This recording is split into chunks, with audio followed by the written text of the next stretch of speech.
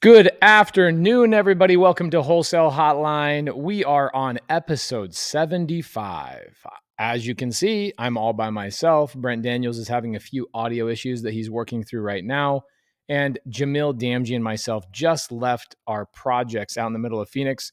And I know Jamil will be here any second if he's not already coming in. So welcome to Wholesale Hotline. Today, we don't have, there he is. Today, we don't have any other guest other than myself, Pace Morby, Brent Daniels, and Jamil Damji. Today, we're going to be focusing on getting your questions answered. We go through and deep dive on so many topics week in and week out that sometimes we just want to put a pause on the topic and just go through and do general Q&A, rapid fire, question after question after question after question. So, guys, I love watching the comments right now. Liana, you are setting the pace right now. Asking people where they're from is a super important part of this show. When you're on the live broadcast, whether it's on my YouTube channel, Jamil Damji, or Brent Daniels' YouTube channel, please, guys, make sure that you guys are squatting up, getting to know each other. I would say that every single week, without fail, for the last 75 weeks, somebody has DM'd me more than once, sometimes. Most of the time, it's 1 to 2 times a week. And they say, because of the comment section on Wholesale Hotline alone, I was able to get a deal, my first deal, my second deal, my 10th deal, whatever it is. So make sure you are squatting up. Make sure you guys are driving for dollars together, going on appointments together, encouraging each other, becoming accountability partners and leaders with each other. Don't just consume the content. Go out and take action. Jamil Damji, how you doing, my brother? I'm great, dog. How are you? Can you hear me? No? Can you hear me? Well, it might be that I'm the only one that has volume today. I don't know what the deal is, but for some reason, I can't hear you. You're pausing pretty significantly. Yep, I can't hear you. I'm so sorry. I've turned my volume up. I've tested all that. So everybody, Andres Bastardo says, can you guys hear Jamil Damji? Give me a feedback if you guys can hear Jamil. If you can, amazing. If you can't, let me know. Let's see here. Audio, today, speaker. All right, Jamil, you there? Yeah, they can hear me. There we are. I can hear you. Okay, wonderful. Was Brent here? Couldn't hear him either? We couldn't hear him either. Weird. Okay. Weird. You are freezing consistently, but right now it looks like you're pretty solid. So how you doing, man? I'm doing good. I'm wondering what's going on with my internet, though. This is weird. You're all right. Different Wi-Fi. I think you're okay right now. Let's keep it cranking. So guys, in the comments today, we usually get anywhere between 300 to 500 live viewers on the show. And we really want to hear from you. What questions do you have? What are we looking at in terms of what questions you have? Again, this is the 75th episode of Wholesale Hotline. We've covered just about every topic you can imagine, but obviously not everybody's watched those. And so we are here to rapid fire any questions that you guys might have. Jamil, do you ever have people, check this out. Drillano says, y'all reading the comments? Yes, we are. Hold on. Brent Daniels is calling me. Jamil, I'm going to give you the show for just a second. Brent's calling you. Tell us what's up. Awesome. My net is slow. Yeah, I'm not sure what's going on here. We shouldn't have slow internet. I'm actually hardwired in, so I really don't understand why I have slow internet. It's super weird. But I hope you guys can hear me okay. Let's get some questions going on, guys. If you have any questions in regards to real estate investing, wholesaling, buyers, sellers, lead gen, comping, whatever it is, ask away. So Jamil, I've got a couple of deals I'm closing on this week that I'm excited about. And one of them came from a TTP student down in Yuma, Arizona. There he is, Mr. Brent Daniels. Hey, there he is. We can hear you just fine. How you doing, brother? Fantastic. Aloha. Is my internet any better now? Your face is frozen. My face is frozen. Okay. But we can hear you just fine, so let's keep it cranking. Brent Daniels. Yes. I think you usually start this show with a nice quote. What do you got for us Yeah, today? I've got it here. This is, so if you run the tape back a few weeks, Jamil talked about this mastery book. And if any of you, if you or Jamil suggests something, I'm going to jump right over it, right on it. And this is a small little book, but it is absolutely impactful. And I love this because you talked about this last week. It says, before enlightenment, chop wood and carry water. After enlightenment, chop wood and carry water. And I always thought that was an interesting quote, right? It's an interesting thing to say. It's like, what does that mean? It means like always be a learner, always be an apprentice, always be, I think about this in the terms of a real estate entrepreneur, and it's really about, constantly listening to things, constantly be surrounded by people doing more than you, constantly be reading and interested and having that curiosity on how to just get better a little bit more, or a little bit happier, or a little bit more fulfilled, or as this says, a little bit more enlightened. Jamil, I'm talking about the book that you suggested here. Before enlightenment, carry water, chop wood and carry water. After enlightenment, same thing. Chop wood and carry water. And I thought that was really good. And I think that this is, he talks about in this book, it's a really good section where he talks about how, we kind of slip out of resolutions, or we slip back into what he calls homeostasis. Right. And this is what you were talking about, Jamil. And I think it's so powerful. And this book really kind of opened me up to the fact that, we naturally, just wherever we're at in life, we've been this way for a while, right? We're in situations, we've been in family, we've been around friends, we've been in certain cities or towns, we've done certain things that keep us in homeostasis. And when we want to go out, especially people that are coming from a different industry or a different job, or maybe they're young and they're just getting out of school, or they're still in school, and you're trying to become a successful business person and a successful real estate investor. Well, the thing that pulls you back is this homeostasis, because you start getting uncomfortable. You start feeling things psychologically, even physically, that are pulling you back into that comfort zone that you're kind of at, right? Even though you might be uncomfortable where you're at financially, or you feel like you need more resources and you need more, financial means, and you want to push for that, there's things pulling you back to homeostasis. So you really have to fight that. And he says here that say that after years of hacking around in your career, you decide to approach it in terms of the principles of mastery. Your whole life obviously will change, and thus you will have to deal with homeostasis. So I think that that's really, really, really important, that any of those major changes that we want comes with a lot of uncomfortable situations. And it's being comfortable in those uncomfortable situations and making something new for yourself. And that takes time, and that takes consistency. And that's why he says it's not the goal. It's all, and everybody says it, but it's the journey. It truly is a journey. And to be a master, you're always a student. And I loved it. So thank you, Jamil, for that suggestion. It's phenomenal. Awesome. I took a lot from that book too, Brent. And I think what you really honed in on was that constant concept that we will always try to go back to what was comfortable, even if it was uncomfortable. Even if what we go back to was, and that happens in abusive relationships. Yep. Again, not to throw any shade on people that don't leave abusive relationships, because they're very difficult. But what makes them difficult is that you're so scared to leave the abuse because you don't know what you're going to go into. Yep. So you stay in that terrible spot. And that happens. That happens to a lot of people. People that it's known, right? The unknown is very scary. The stepping out there and failing and being around people that don't necessarily see the same vision that you have, it makes it difficult. But I think, and Jamil, as well as I do. I mean, we have different students around the country that are in incredibly difficult situations, and they still are making it happen. They're still pushing through that homeostasis so that they can get into a place where, they're building wealth.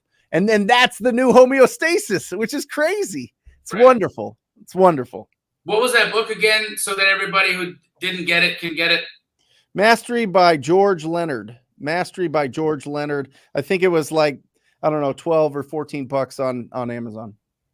Amazing. Yeah. I've got a question for both of you guys. Yeah. Is there such thing as truly retiring in your mind? Like you stop working, you're done. You are no longer need a cell phone. You no longer check your email. Is there ever such thing? And I'm asking as Pace to my two best friends. Yep. Not even for the audience. I really am truly curious. Is there such a thing in your life where you go, I'm done? Me? Boy,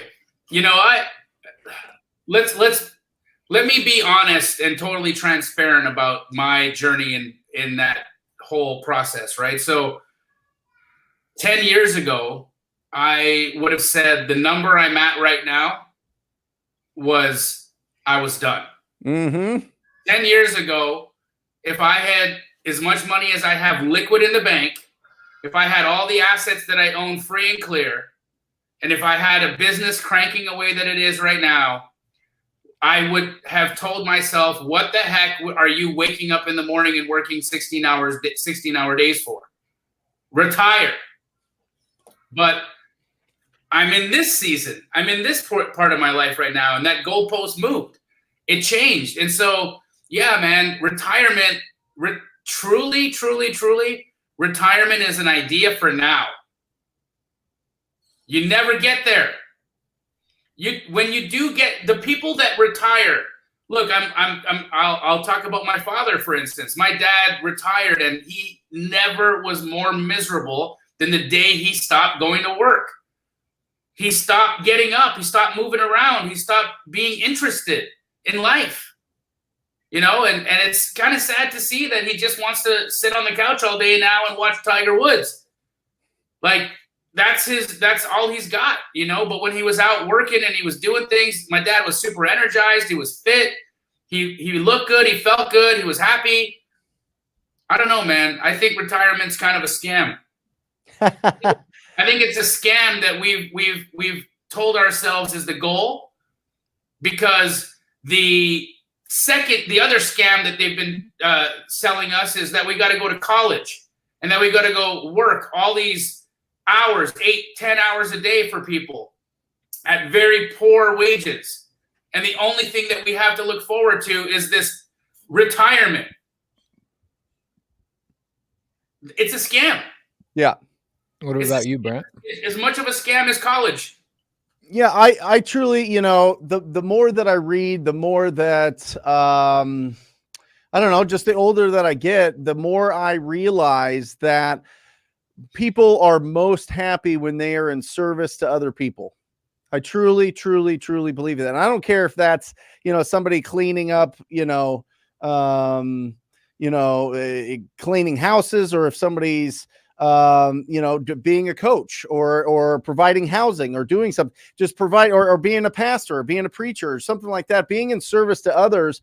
I think that is that's the goal. I mean, that's what truly makes us live. That's what gives us value. And I think when you get value and you get recognition, you're a happy person. And I think that's the big important thing, is understanding what makes you happy and what do you want to be recognized for. Do you want to be recognized for being an unbelievable parent? Amazing. Then don't be forced to feel that you have to do something else right now in this season of your life. If you want to be recognized as, a great real estate entrepreneur, then, push for that and provide value and try as much as you can to be of service to others. I think that the people that are, I think people that just maybe they're just a little bit more selfish than others are the people that you find are the most depressed, are the most, kind of pessimistic about what's going on, because they're always thinking about themselves. You see it. I see it all the time. And I bring this up to my wife, Erin. You see posts, and it's almost, there's a lot of selfishness on posts on social media. It's all look at me, look at me, look at me, look at me, look at me. And I think that that's okay, but it's an interesting recognition thing, and that can sway both ways. It could be very negative, it could be very positive. But I think that if you're out there really providing a ton of value, you never retire from that. You never want to retire from that. It's exciting. I just went to Hawaii for the last week, and I totally left the phone in my, I mean, I get 100, 150, you guys know, 150 texts a day from students, and, 5 to 10 calls a day. And it's I love the action. I love the action, but I can turn it off, baby. I can turn it off, especially when it's just Aaron and I turn it off, left it, went to the beach, snorkeling, sea turtles, the whole thing. Right. But the day that we were coming back yesterday, when we were about to leave to come back, man, I was pumped. I was pumped about this show. I was pumped to get back in action. I was pumped to just be back in the flow of things. So, the whole 4-hour work week, I think, is a scam. I think the whole live on the beach and do whatever you want is selfish, and it doesn't last very long. But that's just me. Everybody's different. So it just depends on what people want to do. And some people want to retire so that they could be a wood whittler, or they could be they could fix old cars, or they could do cool stuff like that. So, I mean, it just depends on what you want to do. But I think being in service to others is the most incredible feeling ever. And being in real estate wholesaling, we get to work with the people that are in the toughest situations, and we get to solve the biggest problems. That's why we get paid 10, 20, 30, 50,000, $100,000 a deal, because that's the amount of value we're providing in that situation. So, I think that it's just a wonderful life. I think real estate gives us the opportunity to really help people that aren't getting served, especially with what we do in wholesaling. And I think being a coach is the most fulfilling thing that I could be. I wanted to be an elementary school teacher. I wanted to be, a teacher going to NAU. They had a great education program. I started out in that, and I was like, I don't know. I got to go into business, and I was able to blend both, which is really exciting. So be in service and doing the things that long-term are going to make you happy, and be in relationships that support you and love you and want you to do those things. I think that's the key. With Jamil, interesting thing for Jamil is, like, I spent a lot of time with him, and he's got a dream. I don't know that he's ever articulated this dream out loud, but he's got a dream for ultimately becoming like an angel investor in bigger companies. Because you go through a phase of your life where the only way to build a successful business is by providing value. Yep. And you have to go through the ups and the downs and the hiring and losing friends. Like, I know Jamil lost a good friend of his recently in this last year from a work-related situation. And that's part of being, growing a big business, right? And things change, you adapt, you deal with things and all that kind of stuff. And ultimately, just to retire, just to be done working after you've like gone through all those trials and all those tribulations, you just quit. And so I really like Jamil's dream, and his ultimate path of where he's going is like, even if I hung it all up one day, I wouldn't hang it up, because I have all these years of experience. I would just go into businesses, be an angel investor, and be like the godfather where they could come to and say, all right, we're at this phase of our business. What did you do when you were at this phase of your business? So you don't go through all these years of experience and turmoil of figuring out how to provide value to the marketplace just to hang it all up. You know what I'm saying? Like, you can't just hang it all up. And last night on Sunday Service, my creative finance podcast, I had somebody ask, Pace, are you living your ideal life right now? And somebody asked me 2 weeks ago, they said, what do you do for a living? And it was really weird. I tried a new thing. I didn't say, I do creative finance. I do this. I'm a real estate investor. My answer was, I'm retired. Because I truly am. I do feel like I'm retired. I am doing I'm excited. Just like Brent, you went to Hawaii. Isn't that so ironic that you go to Hawaii and on your way home, you can't wait to get back to work? Oh yeah. I did. I brought books and I read all of them on the way home, and didn't touch them when I was there. You know what I mean? You just get into the flow. I'm just there with my wife. Kids aren't around. It's like our first time to bond like that in a while. I mean, it was absolutely wonderful. So my point is that I do feel like all three of us are currently living the life of our dreams, and we are serving a very high purpose. And I think if you could rewind 10 years, 15 years back, you would, ask yourself, you be in a time machine, go bump into the Jamil that was walking his dog for dollars, finding, 4 rent by owner deals, and say, hey, at some point you're going to be doing you're going to be doing triple figures every month in terms of deals, 100+ deals a month. You've got a nationwide franchise. You're doing fix and flips like crazy. You're buying real estate. Life is great. Same thing with you, Brent. Same thing with me. You almost would like talk to that guy 15 years ago, 20 years ago, would be like, are you kidding me? Like, that is a dream that I just could hardly even imagine happening. Yep. And I just love watching you guys. Every single day I get to hang out with you guys and talk to you guys. And I love watching you guys continue to push the needle, because that Jamil version of you 20 years ago would be so proud to see that you didn't just stop and that you didn't just hang up the hat. You got, man alive. It is so fun to watch you guys. So glad to be on Wholesale Hotline with you. And hopefully we can give some people some value today and help them live their highest purpose. But one thing I can say, Brent has taught this a million times, there's no faster way to wealth than through wholesale real estate. Through finding discounted properties. It truly is. I mean, we're talking about this all we're at now. It all started with the seed. The seed was planted, and that was this business, this incredible business. But I think even before that, it started with, you know what, we're going to be uncomfortable. We're going to be uncomfortable doing these things. It's going to be uncomfortable going through. It's going to be uncomfortable learning these things, but just power through and get it going and build it and build it and build it and build it. And check that homeostasis. I could have stayed just chilling. It wouldn't have been a satisfying life, but it would have been a life. I have great family. I've got kids. I've got, I could have been a real estate agent forever, right? I could have just been doing that or whatever else. And that was good. But, man, you got a fire in your belly. You've got, that the older you get and the more experience you get, the more versatile you get.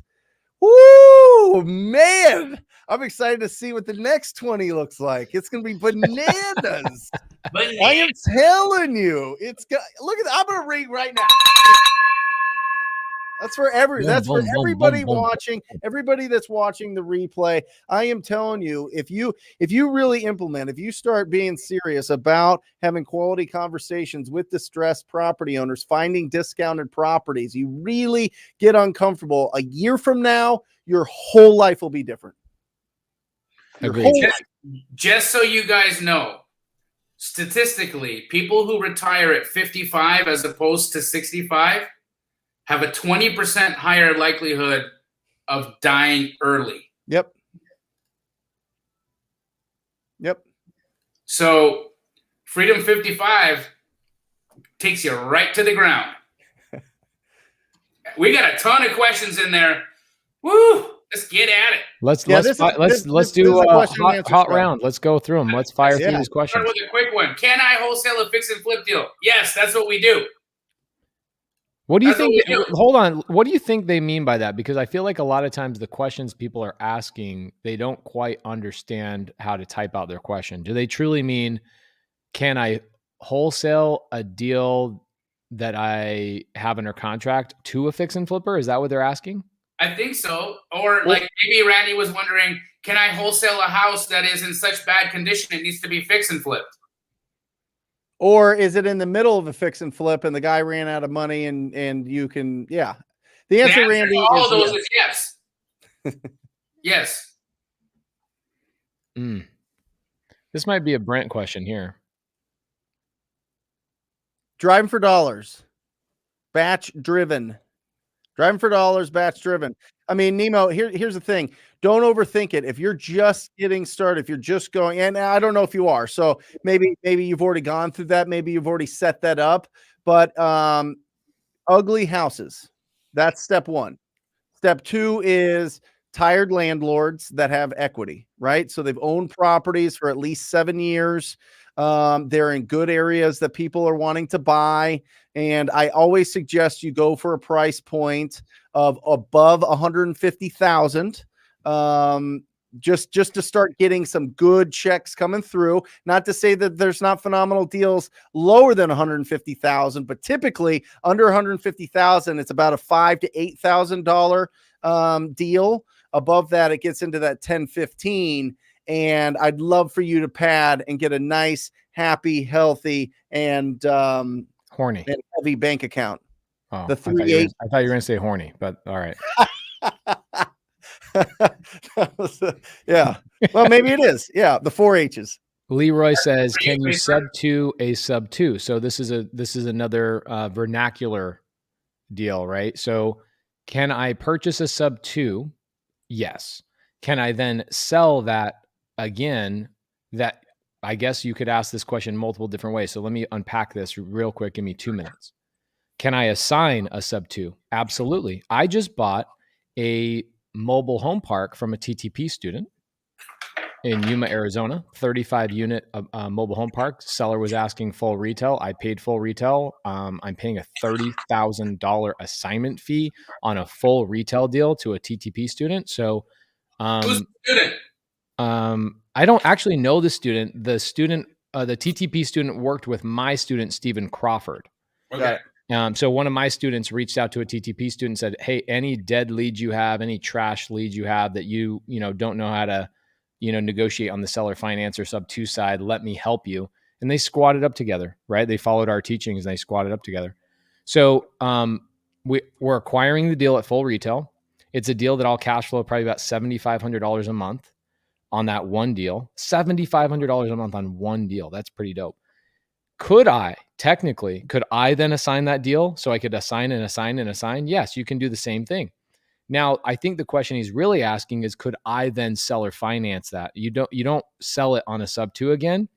Sub 2 means taking over the debt at the par value. So if the seller owes 200 grand, that means I'm buying it for $200,000 and I'm giving the seller maybe $3,000 or $4,000 in cash. That's a sub 2. Okay.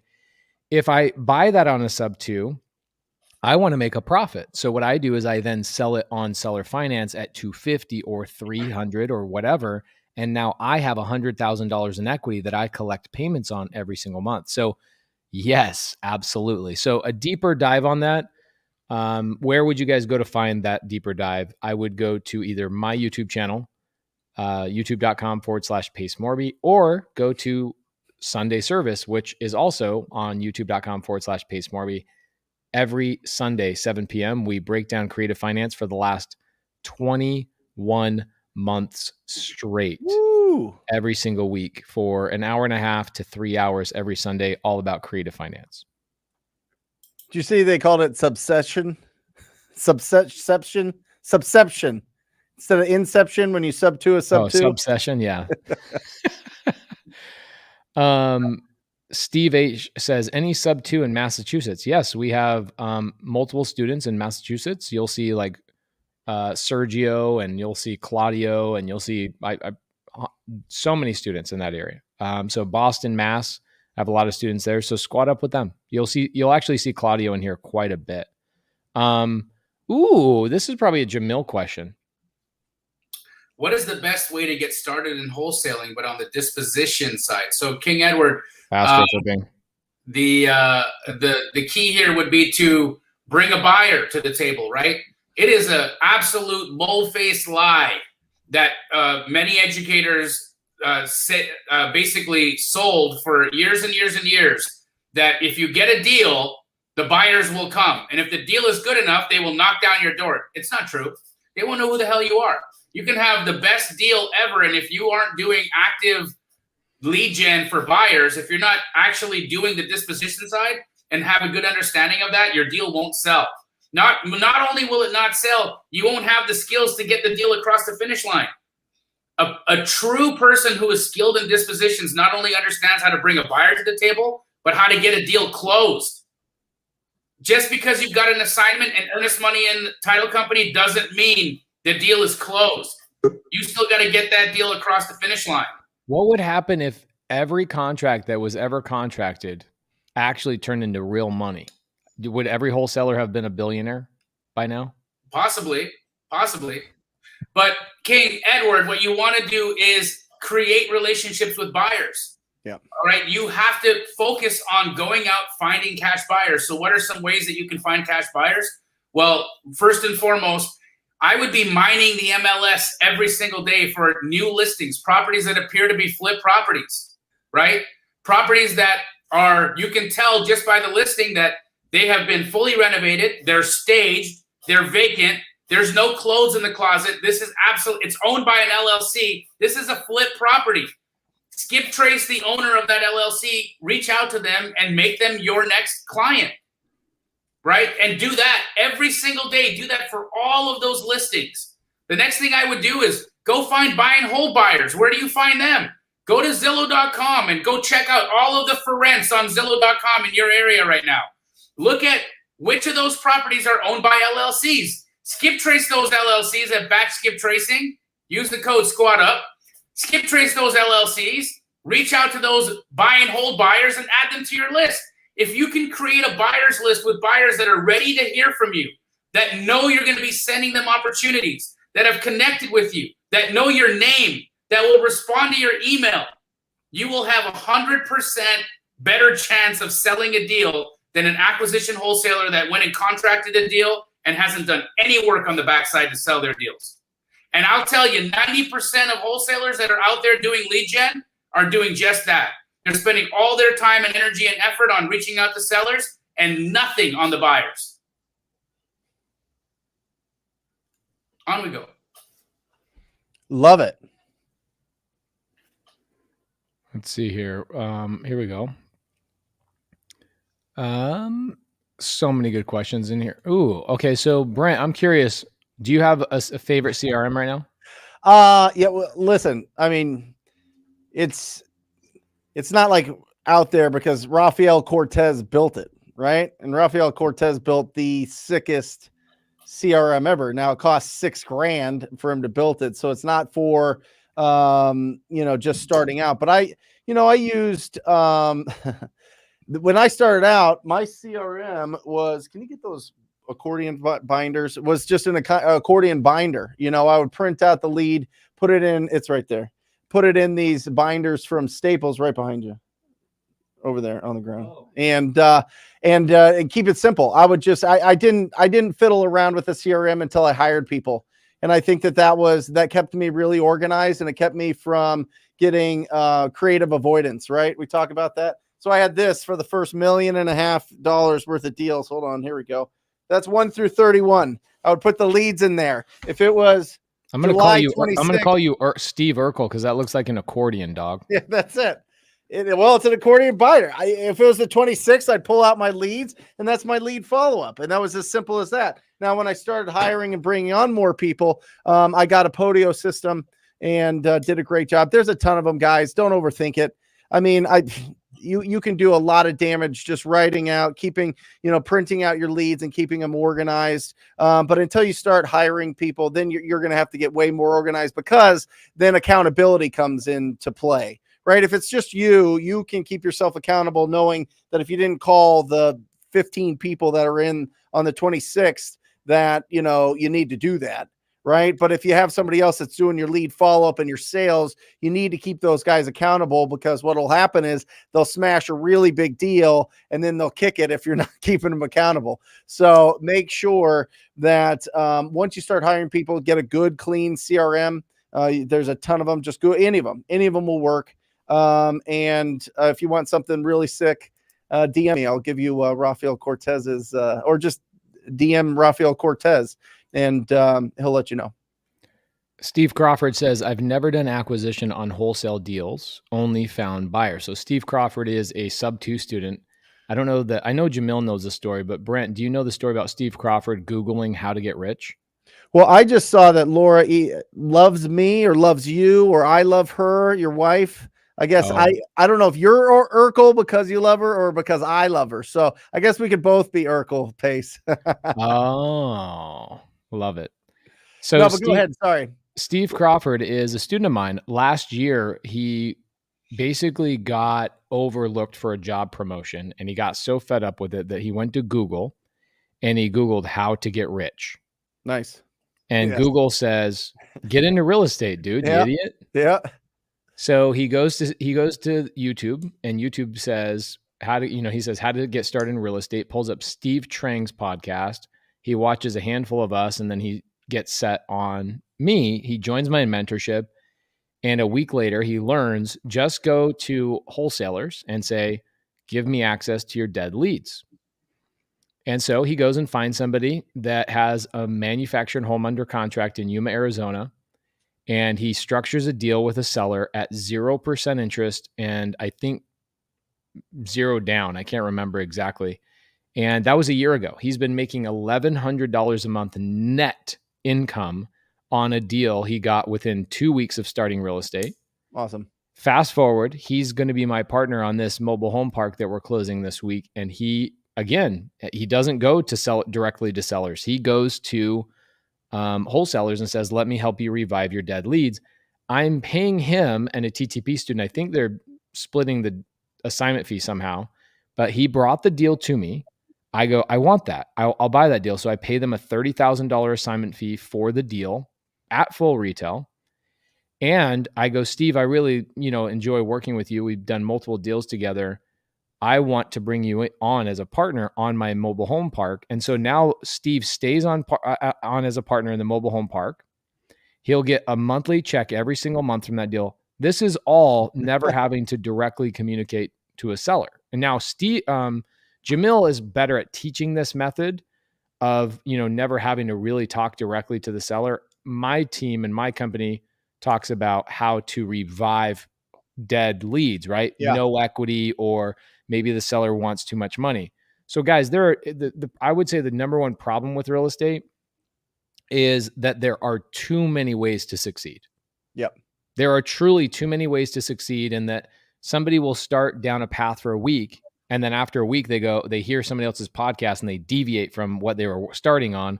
And then 3 months later, they find out they've tried 9 different strategies and they go, real estate's too hard. Right? Right? I want to just show something real quick here. So I don't know if you can see this or not. Can you see this? Is it too bright? It's just, there it is. There it is. Yeah. All right. So guys, just like Stephen Crawford, sorry, this is so janky. I apologize. But just like Stephen Crawford, we don't do any seller direct deal. Brent, what's the deal count at the top there? 38. Yeah. And what's that average gross profit per deal? 33,463. Do that math. Yep. That's $1.2 million. Yep. And it's the 26th. We have 4 more days to grow, to get to about $1.3 million in assignment fees, guys, without talking to a single seller. Is this Phoenix? These are the only markets that is Arizona, Florida, and Texas are corporate stores. Your corporate stores. Love it. Not franchises. How are you getting such big deals right now, Jamil? We are just negotiating. We're selling for more. We're negotiating with buyers. We are knocking them out of the park each and every single time. Yep. And we have 0 ad spend. We have 0 marketing dollars. So just like Stephen Crawford just said, you can do this business without ever having to talk to a seller, and you can make over $1 million a month doing it. Well, that's the evolution. I mean, it really is. And you take people right to it, and I get it. And that's fantastic. But everybody that has a wholesaling business, you have to become the guy or gal in your market. You have to become the magnet, the magneto in your market where people trust you to sell their deals, because that's how you build really, really, really that 40-50% net to the owner of the company business, right? It truly is. And Jamil's just taking people right to it right away. So it's absolutely fantastic. Brent, here's a good question for you. Yeah, I like that, Jeremy. And there's a couple, I just want to address one thing, because it's really important to listen to me. If you call for 20 hours, you will get a deal consistently. Okay. Now, if you have a VA, I don't care if they're American or they live in a different country, it's going to be about 3 to 4 times that amount. Okay. It's going to be 60 to 80 hours. For you, it's going to be 20. Okay. You're going to dig in deeper. You're going to understand which lists are better. You're going to get in there. It takes 20 hours, but listen to me. So it's not the amount of calls, it's the amount of hours. That's if you're using a dialer, a triple line dialer. Now, with that, you have to have the patience to last the 90 days it takes to get that check. Okay. Because when you talk to somebody today from a cold lead, they're not reaching out to you through marketing. You're reaching out to them through prospecting, through lead generation. It takes about 90 days to get paid. So the efforts that you take today is going to get you paid in 90 days. So that is the issue. That's what keeps people go through that dip, because they have a lot of enthusiasm and they're calling and they've got leads and they're like, and then all of a sudden it takes 45 to 60 days for that seller to be ready to sign the paperwork, the agreement.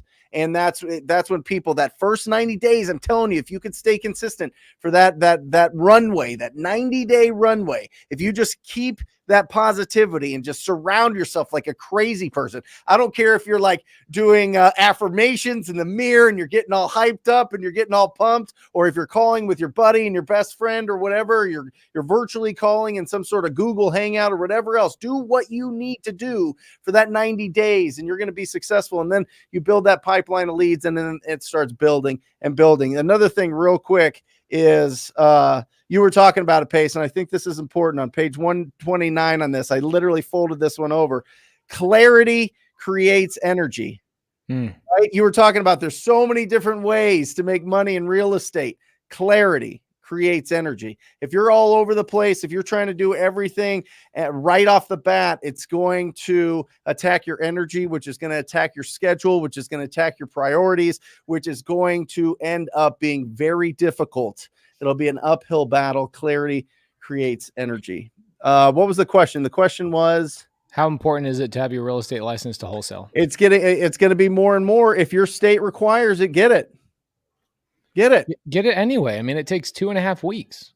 Yeah. So I think there's a lot of misconceptions on it. Like in Arizona, you can get your license in 12 days. And you could do the boot camp. You can go through you literally just have to go through the 90 hours and pass the tests. And then, but it costs about what, Jamil? 1,500? Yeah. Under 1,000.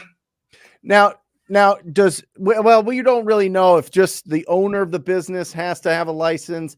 I would just say if your state is going that way, have everybody in your company get a license. So here's how it is in Arizona.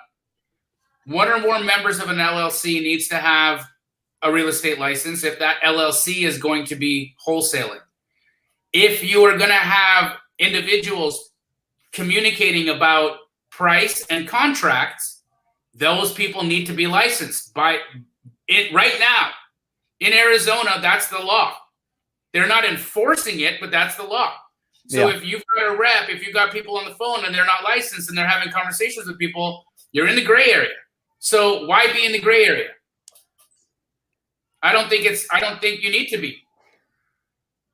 Hey, and Jamil, I think it's a recognition. I think people are recognizing that wholesaling is like a legit, it's the real deal. It's a real thing. And they want to, it's just like, and this is a really obscure kind of reference, but I'm a really big UFC fan, and the UFC couldn't go to a lot of different states because they thought it was barbaric. So they started putting rules in place, different things that they could and couldn't do, different weight classes, different things. And now they can go anywhere, and it's grown and it's bigger and it's better and it's cleaner and it's smoother. I think the same thing is going to happen with real estate. It's kind of a weird, obscure analogy, but I think that's kind of what it's at right now. Right now we're in the no weight class. Everybody can kick each other in the nuts and poke eyes and do whatever you want.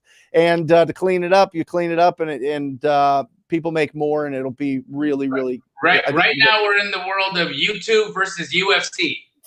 Yeah. Legit. Yeah.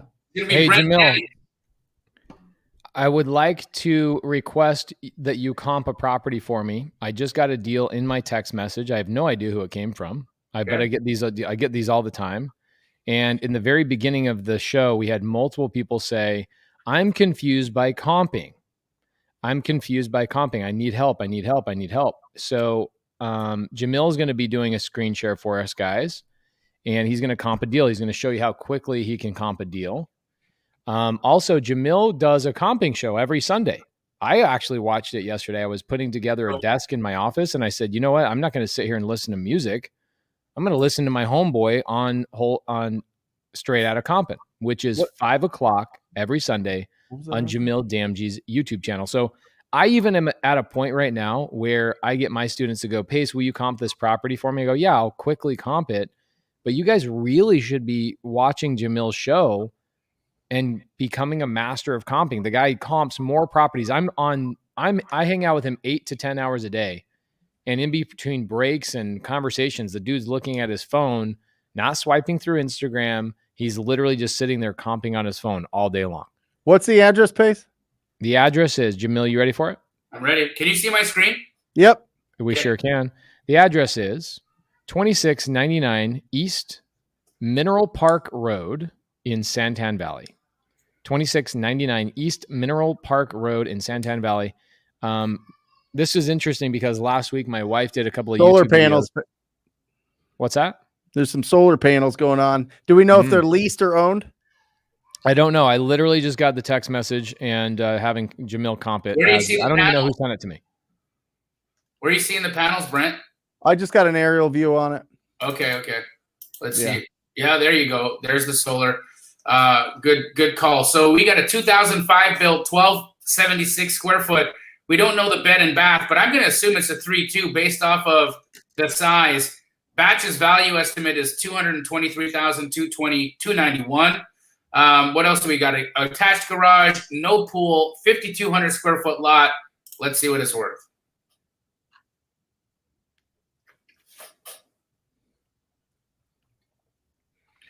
So first and foremost, I'm just going to change some filters around here. Guys, don't pay attention to what I'm doing and changing the filters.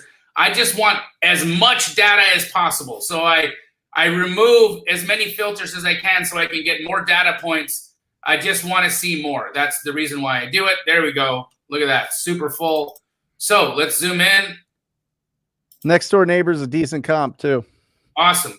Our subject property is the Blue Balloon. Next door we have awesome. Sold in 2021. It just sold, and it's a 3-2, 1,430 square feet, which means that we can use it because it's within 200 square feet of our subject property.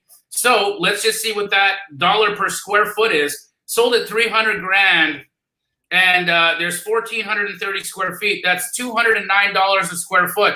If we multiply that by the 1276 that we have, that takes us to an ARV of 267. 267. Okay, so I'm gonna can I take your screen share off because I want to highlight something that you talked about earlier today. Sure. Well, right before you do that, I just want to point one thing out. You guys, the reason why I'm going to say that the ARV on this is 267 because there's nothing here. Yep. There's nothing here that's higher. So that's it. That's my ARV, 267. Are there any actives, Jamil? Not that I can see. No, everything looks sold. So there's 0 actives there right now, which means that there's a lot of opportunity for a deal. People want to buy there. People want to buy. Okay, so I'm gonna show you and highlight something that I think is super important. We talked about it earlier at the show, where people have a hard time selling their deals, right? So why is it? Let's have this conversation. I have no idea who sent me this deal. Hot new off-market deal. Pics are attached. 260 to the seller. Text back if you're interested. This won't last long. Yeah, because you're going to cancel on the deal. 260 and the ARV is 267. No, if you're buying that property, let's just round up to 270 as the ARV. You can probably go up to about 200 is the maximum purchase price on that house. 200. Jamil, can you just touch a little bit on solar panels? Solar panels are making the deal more difficult because often what ends up happening is the solar panel is on a lease. If the solar panel is on a lease, then the person who's buying that property has to qualify. Even your cash buyer. Your cash buyer is going to have to qualify for a solar lease, which I can promise you 90% of them aren't going to want to do it. They're not going to want to go through that brain damage of having to qualify for qualifying for a solar lease is as hard as qualifying for a mortgage. No joke. I just bought a house in El Mirage, and they ran my credit. You know what I mean? Like, in the butt, right? Yeah. So that, and also the buying pool for your fix and flip client that buys it and renovates that house, when he sells it, that property is also going to need to be sold to someone who's going to qualify for those solar panels. That lowers the amount they can qualify for on their mortgage because that's a brand new payment that they've got to add to their loan. So it reduces their debt to income ratio because it actually acts as more debt. Jamil, when you get people sending you guys deals like this, because this is a fresh deal, just came into my cell phone, okay? Instead of being rude to these people, like I've seen so many people be like, oh, you don't have a deal or whatever else, is there a magic phrase that you use to go back to these people? I just simply said, thank you for the opportunity. I see an ARV of 267, which means I would pay 220 max. Please keep sending me opportunities and also send me your name. Is there anything else that you would send to this person? I think what you sent to that person was absolutely perfect. Got it. That's how I would respond to that message. Okay, so good question in the side comments, okay? And this is an interesting thing. I really want you guys to understand that you can go into Straight Outta Compton, which is Jamil's show on Sunday. It's one of the smartest shows ever. Nobody's doing this ever because I don't think anybody comps as well as Jamil does. So let's go into this real quick. It's about that exact comp, okay? And I really, really want Jamil to answer this, so I have to find it. Let's see. We got over 400 people live right now, guys. This is great. Come on. Great. She said what it was. Oh, here it is. Cara Erickson says, curious how you come to an ARV total without seeing the interior of the comp.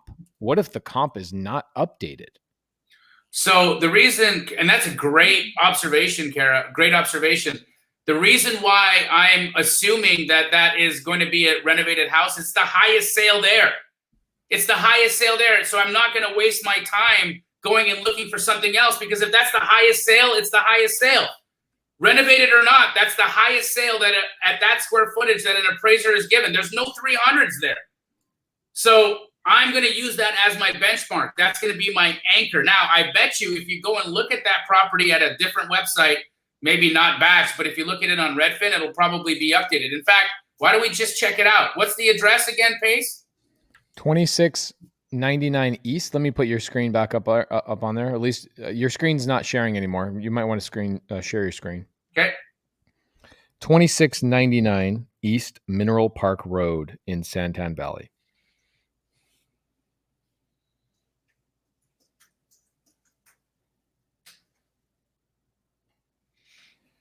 Awesome. T-Town Extreme says, Jamil never stops Straight Outta Compton. I love it. And then Benjamin Fabella says, how did Jamil get his wholesale price off or from the 267? So if you go back and press the rewind button, Jamil found the highest comp within a couple of hundred square feet of our model match. He figured out the price per square foot. 270. And then he went back to the other our house and he multiplied it by the square footage. That's where he came up with the price. Yep. But there are no pictures of this house online. I do have. You want pictures of the actual house? I'll send it to you. Yeah, let's see. Well, let's see them. Can you just share? It's in the Dropbox. Yeah. No, not the actual house. I want the pictures of the comp.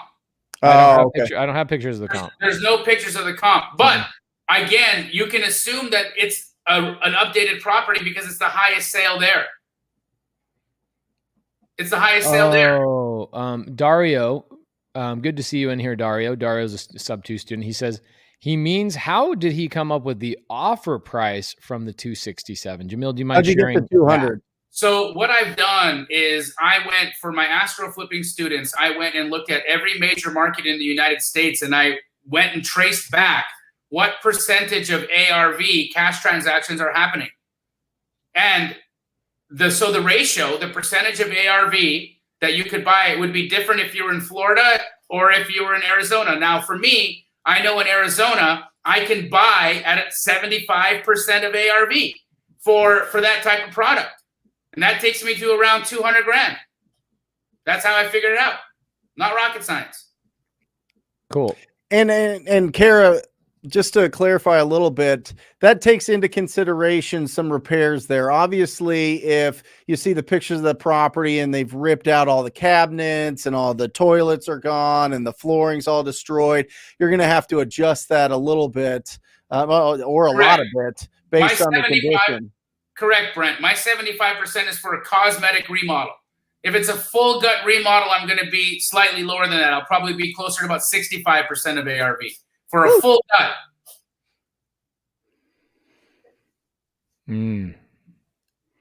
It does seem like a little bit of a plague in the industry, and it has been for a long time. It hasn't been like this just like the last 6 months or anything like that. But Christina makes a good point. I see this issue a lot. Wholesalers sending completely yada, yada, yada. It is exhausting. But I can tell you that just like anything else, persistence is key. So my wife actually helps us find deals for our fix and flip business. So my wife is reaching out to wholesalers all the time. She actually documented herself actually buying a deal from Keegley 10 days ago or so, something like that. So she gets the deal from Keegley. She runs the comps. She calls Keegley. She gets the deal, buys the deal. Keegley has great deals. If you guys, Jamil, if I wanted to get on Keegley's buyers list, by the way, how do I do that? Nationwide. Is there an easy way to do that? Yes, you email Abraham@Keegley.com.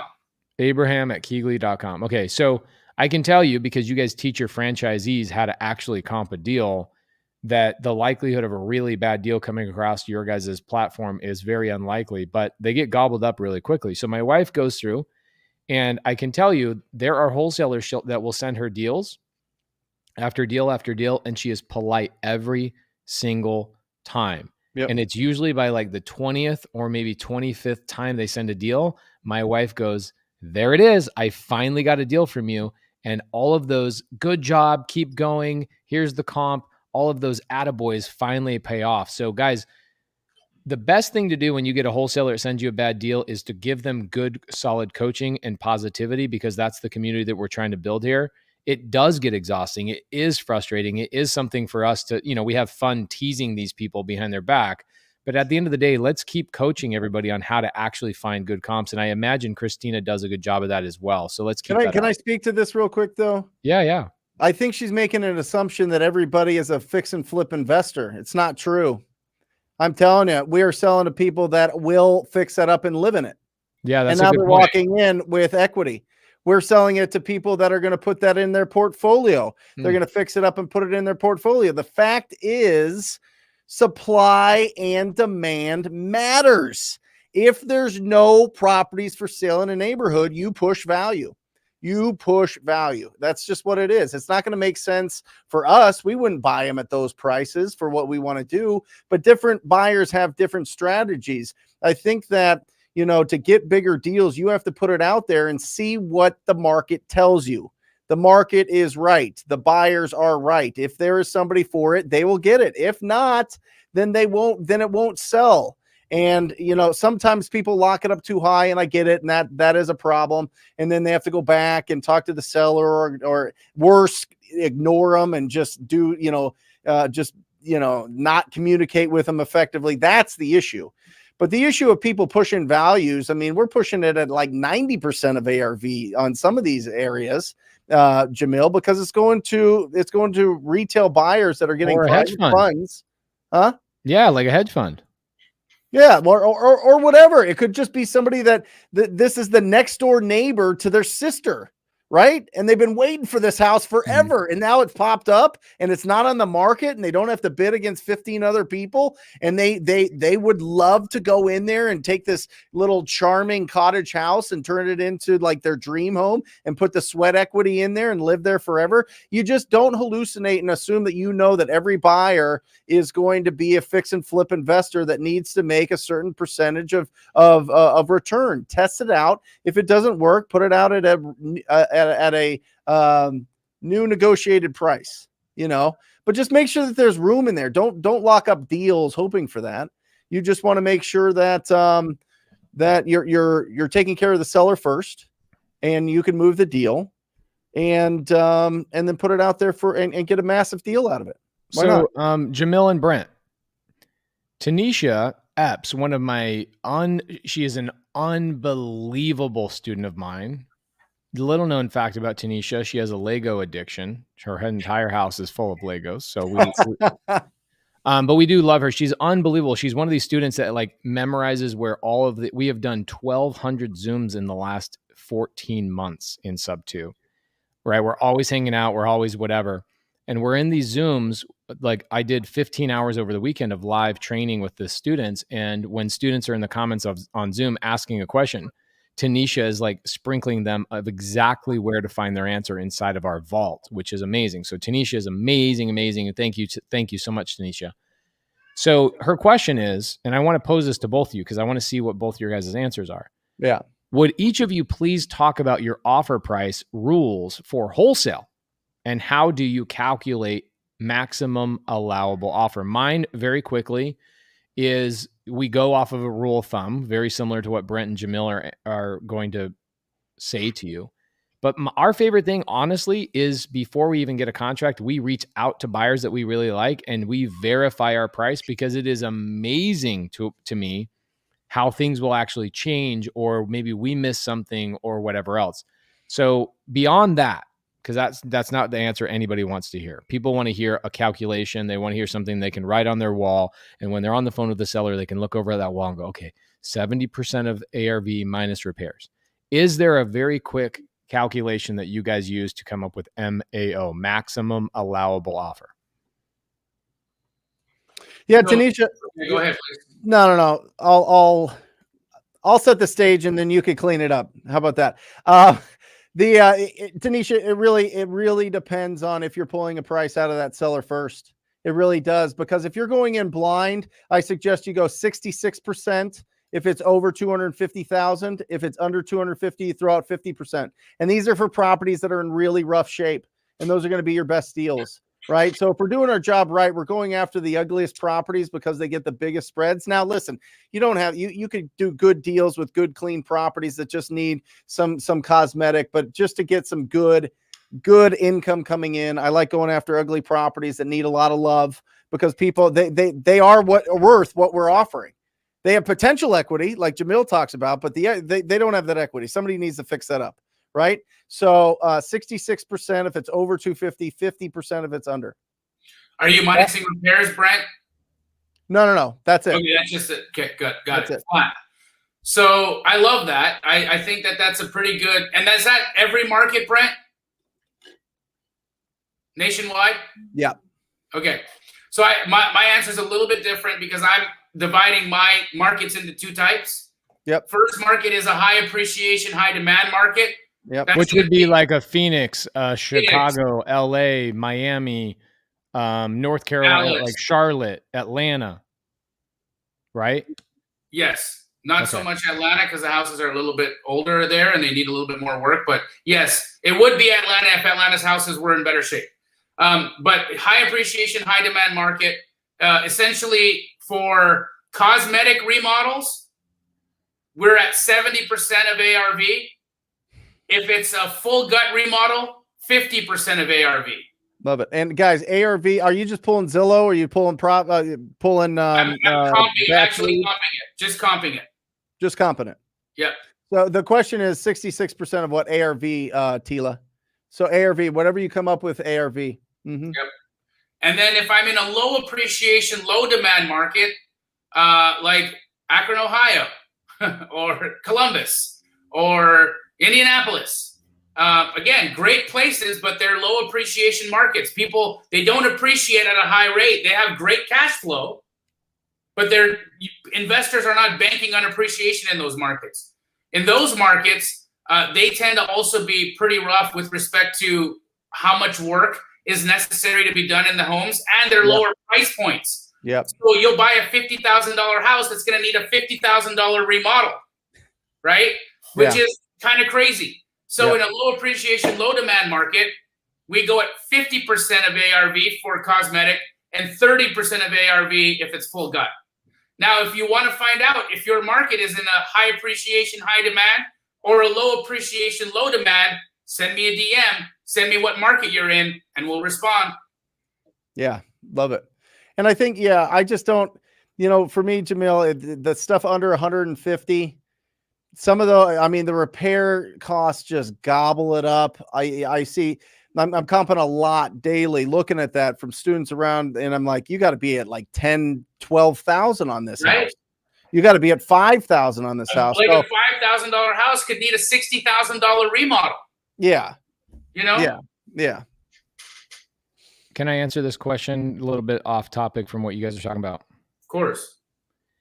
Pace, what are the benefits of the Burr method? Here in Maryland, the gurus, all they talk about is the Burr method and never seller finance. Why is that? Look at Andres. Look at Andres. He goes, oh, JC, you just lit a fire, bro. Oh, bro, yeah. I'm actually going to give you the real legit answer to this, not my frustrated. No, get hyped. Fire it up, bro. Okay, so I'm not going to get hyped today. I'm going to be very a really good answer for you. This is the true answer.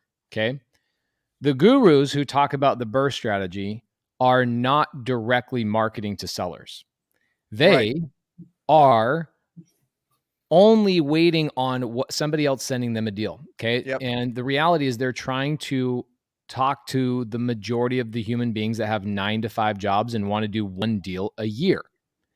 And that is enticing. That's a really great way to sell a coaching program, because most everybody has a 9-to-5 job, and you can tell them, hey, you don't have to directly talk to sellers. Just buy deals at full retail and go get a conventional loan and go and do this deal. Burr strategy buyers have no direct to seller communication. They don't know how to find off-market properties. They don't know how to negotiate with sellers.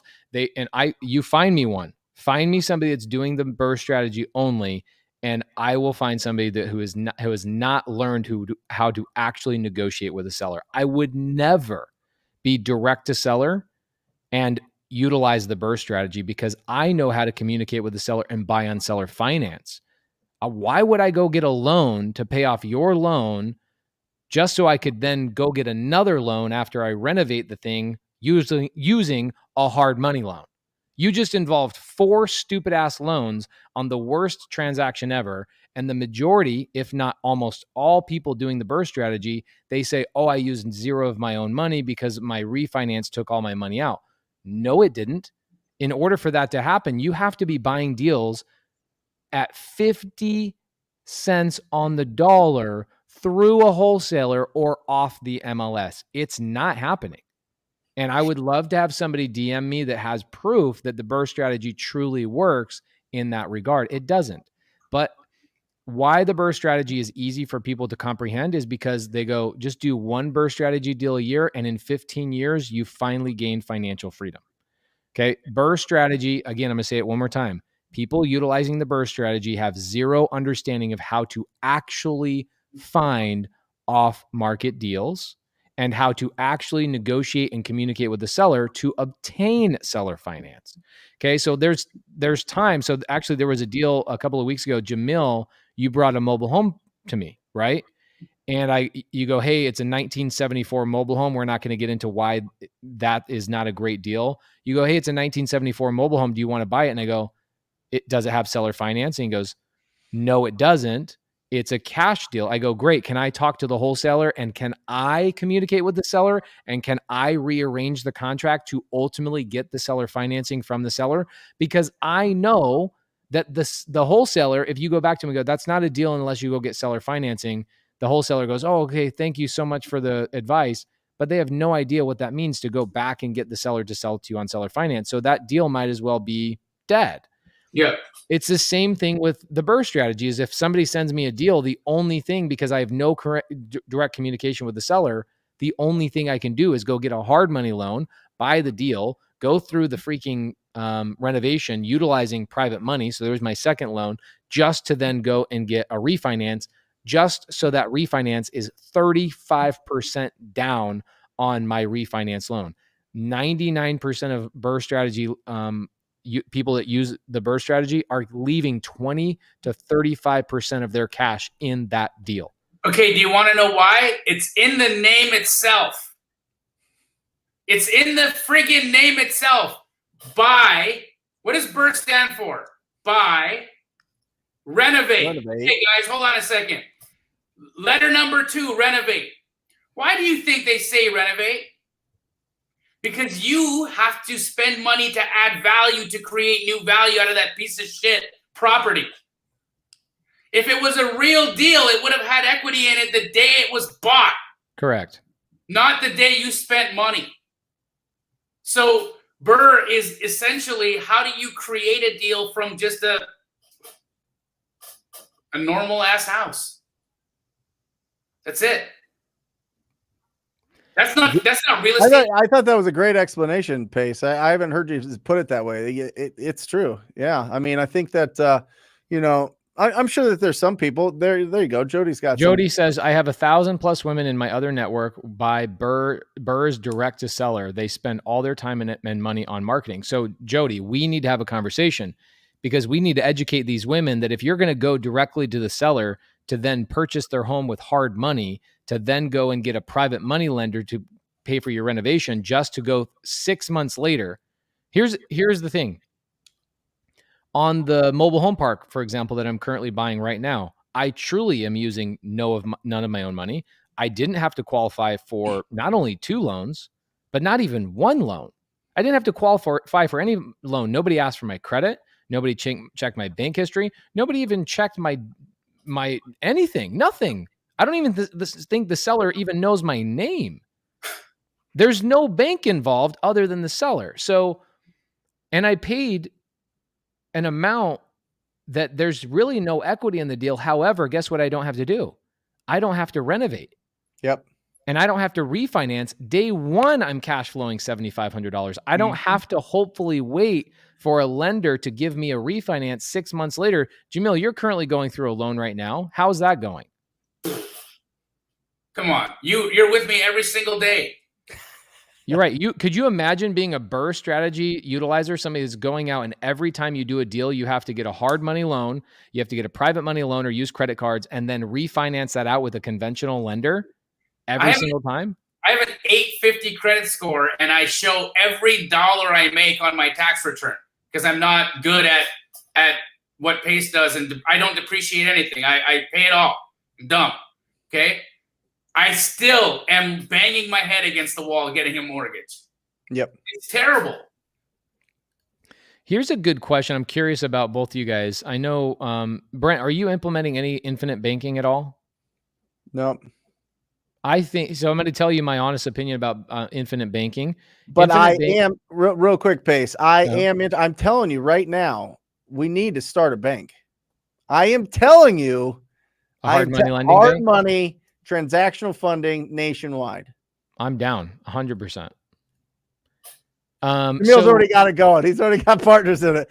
He's already got he's already working on it. Damn it. All right. Well, whatever. Pace, you and I will do it.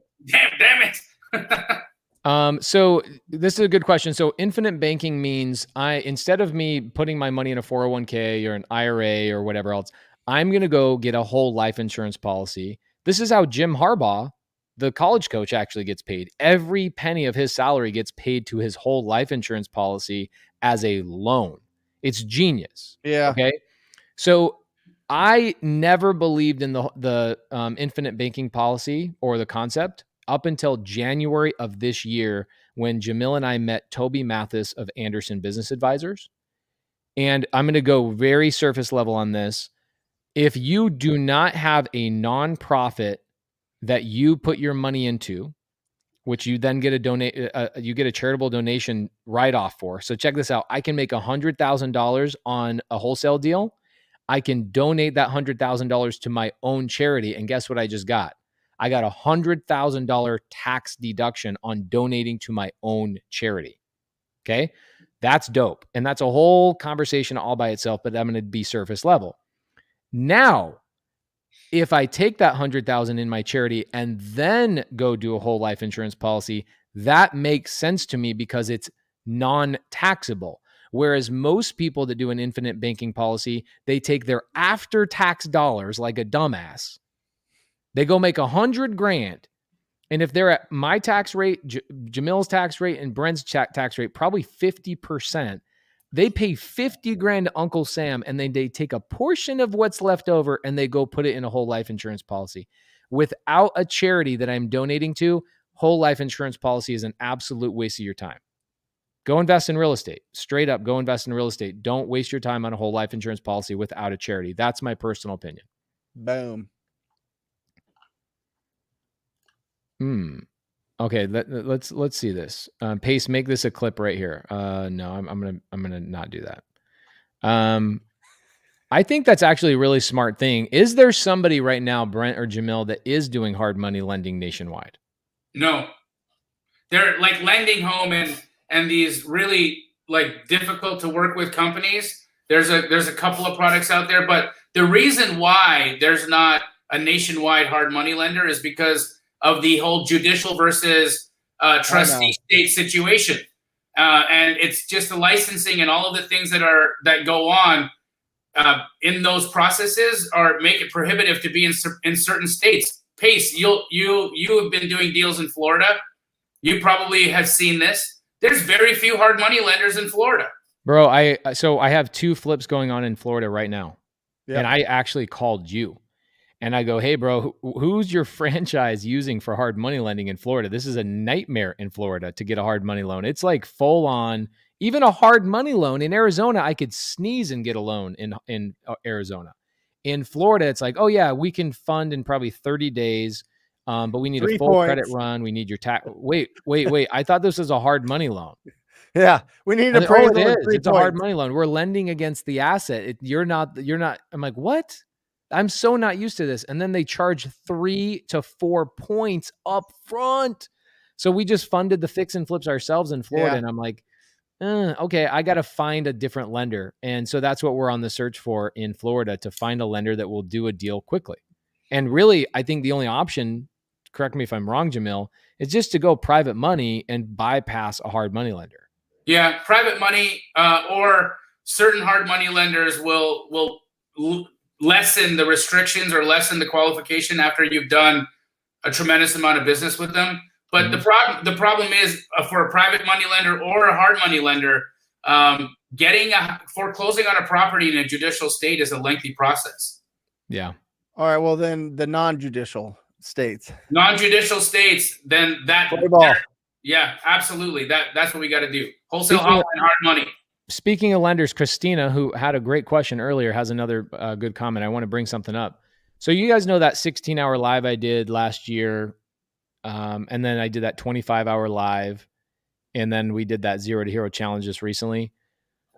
My next challenge is I have Matt Faircloth, who wrote the Bigger Pockets book on raising private capital. Dave Day and myself are going to do a 16-hour challenge. We're going to find a deal and fund the deal with a private money lender.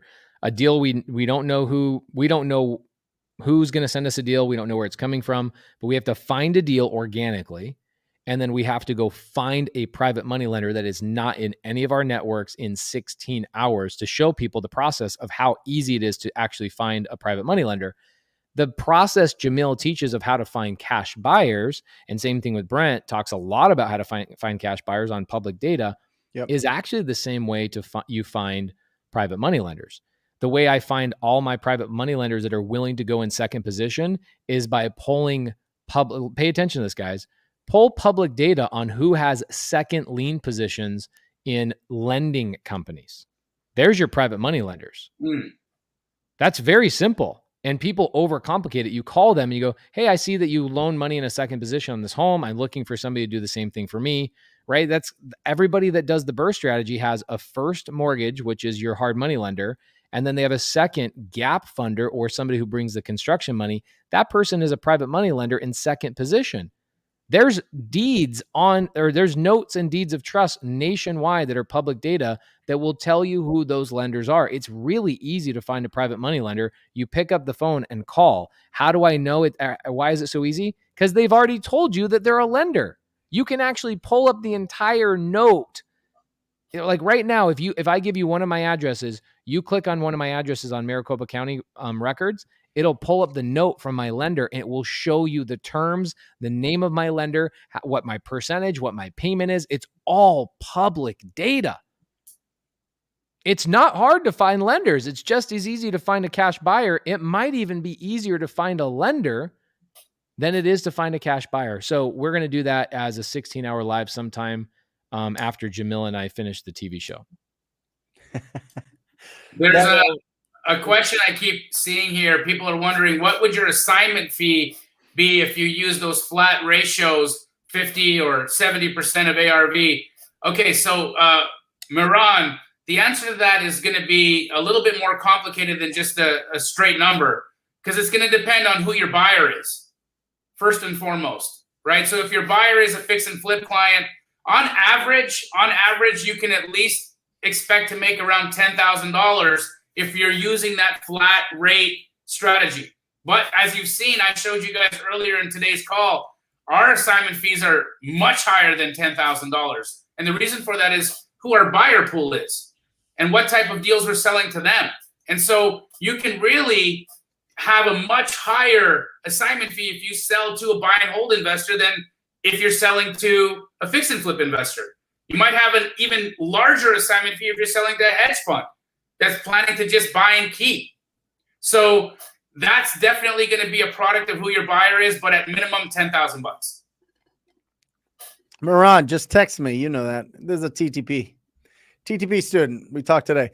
Are you guys, Jamil, are you guys taking down any of those properties? Are you guys taking them down and just selling them to those hedge funds or to some of the iBuyers? Yep, we're doing that. And it's like not the iBuyers, but small hedge funds. Yes, we haven't been selling to the iBuyers, but the hedge funds, yes. Why not the iBuyers? Their process is a little bit harder. There's still the whole. You're not talking to anybody that has any weight or power at the company. It's an agent, and they're very much treating it like there's no relationship there. No. We haven't been able to create meaningful relationships with the iBuyers, but we definitely have been able to create meaningful relationships with the hedge funds. Awesome. Yep. Ooh, you know who might be a really good guest on a show? Is bring in a hedge fund, somebody who manages a hedge fund's acquisition department. I've got 2 people that would probably be willing to come on the show. Do you guys have anybody in mind that you think would be good to come on the show? That'd be great. Yep. Yeah. I'll work on that because I think that would bring a lot of value to people, just bringing that person on and specifically talking about what's the process and how do they look at it and how to submit deals and all that kind of stuff. This one's good. BW Park has asked this a couple of times. Cody Barton just walked into the building, by the way. He says hi to both of you guys. This is one of my favorite things about Brent. And I agree with this comment right here. Brent, I heard you once say, what sources of information are you taking in? Entertainment, education, or instruction? Beware of the difference between influence versus manipulation. That's right. Please expand on that. Yeah, well, it comes down to really a lot of words getting thrown around here, but spending versus investing, right? And that has to do with not only your finance, but more importantly, your time. That's what really matters. There's Cody looking good. Look at that guy. Man, what a handsome devil. What is he, Swedish? He's just like a handsome Swedish model. Come back, Cody, come back. Anyway, the difference, listen, if you entertainment, typically for the most part, unless you're in the entertainment business, it is you're spending your time. He's a movie star. When you're getting education and instruction, you are investing your time, and there's a big difference there.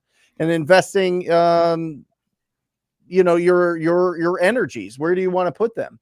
And are you spending them or investing them? Investment gets something in return. You're going to get something. Something's going to stick in your brain that's going to change you. You're going to be a different person tomorrow than you were today. You're going to be a different person in 5 minutes than you were 5 minutes ago, right? So it's just the difference there. So whenever you're looking at something, the most popular things are always going to be entertainment, right? These are the things that put us into a different world and we get to escape reality and we got to live there. I think that if you're looking for somebody that is going to be a mentor, a coach, or whatever else, you have to see, are they giving me instruction?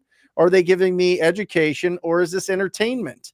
Do I want to be around them and be like them because of the fancy stuff that they have and the success that they have? Or do I want to be around them because they can get me results and get me there faster? there's a big difference between mentorship and coaching. There's a big difference between manipulation and influence. And that's what's really important to understand is, what do you want? If you want the entertainment and you want to be that, then go with that. That's cool. That's where you're at. And most people target 18 to 35-year-olds because 18 to 35-year-olds like that stuff. So, just understand that, when you are watching YouTube, when you're reading a book, when you're listening to a podcast, is this entertainment? Is this instruction? Or is this education? And that'll really help you to determine what you want to do, what path you want to go down, and how far down that rabbit hole you want to go. But I highly encourage you to go for instruction, because instruction's what you do, and that's coaching, and that's showing you how to get better and how to get better faster. Awesome. Nope. What up, bro? That. Hey guys. How are you doing? Oh, I'm doing great. It's good to see you guys. Where'd you come back from? Where'd you come? You're all gold and toasty. Colombia and then Costa Rica. Amazing. Did you guys have a fun time? Oh yeah. Yeah, it was great. Tarantulas? No tarantulas, some raccoons, some monkeys, and some iguanas, and some of that stuff. Fun. Were you working when you were abroad?